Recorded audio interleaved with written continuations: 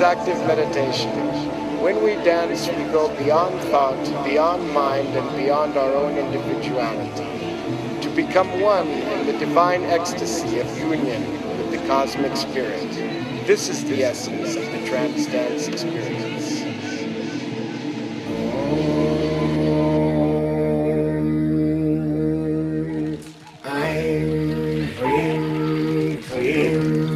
Mahakali, Mahalakshmi, Mahasaraswati, Namo Namah.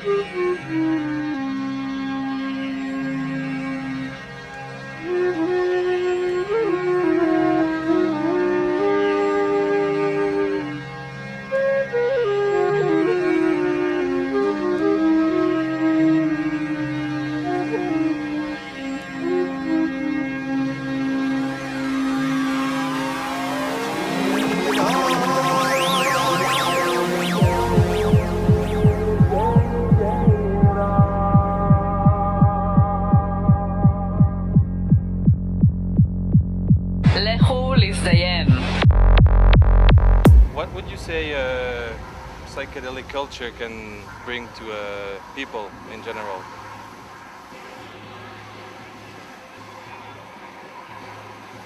I've said it many times before about what we're trying to do, and hopefully through having this experience with the trance dance experience, people become more sensitive and aware of themselves, their surroundings, the crossroads of humanity and the needs of the planet.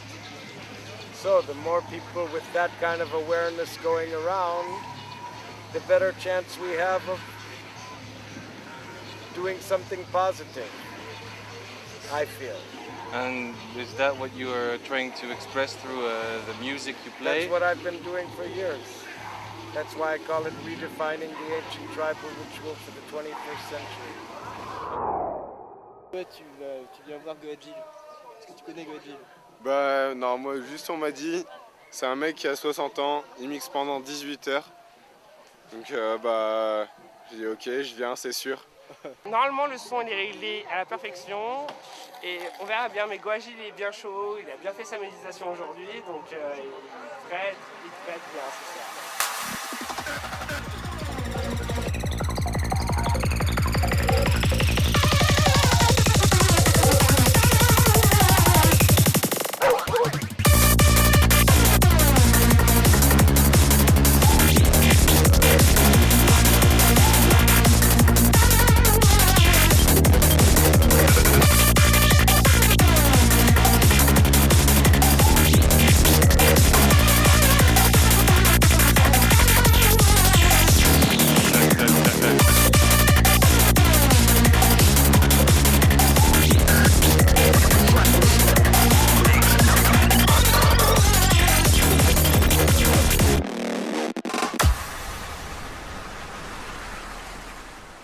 You're from California?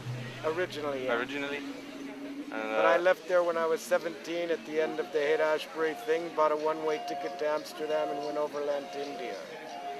And since beginning of 1970, India is the place probably I've spent the most time. So And then otherwise I'm on tour 8 months of the year. 8 months of the year? I fly more than 100,000 miles every year playing all over the world for people. Isn't it tiring or? I'm on a mission. I get divine inspiration. I've been trained to do this through my history.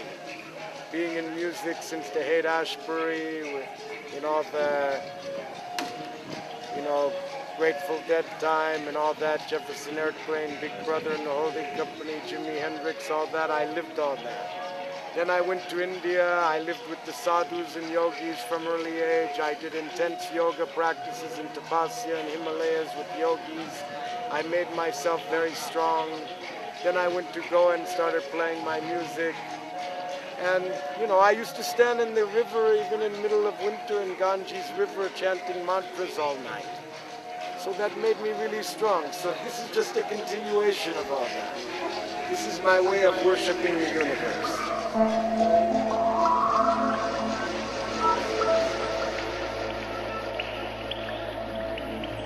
And do you believe psychedelic parties today can be compared to ancient shamanic rituals or tribal gatherings? And I don't know. I mean, that's what I kind of base my whole thing on, but you have to decide about that.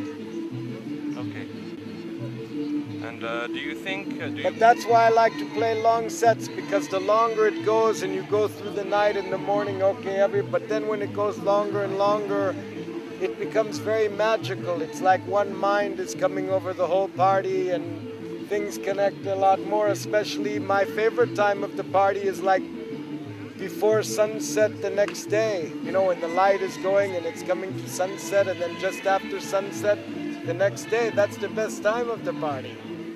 Okay. I mean, because you've been through so much the whole night, the whole day, with all different kind of music, and then when I play that long, I have special tracks I save for that time.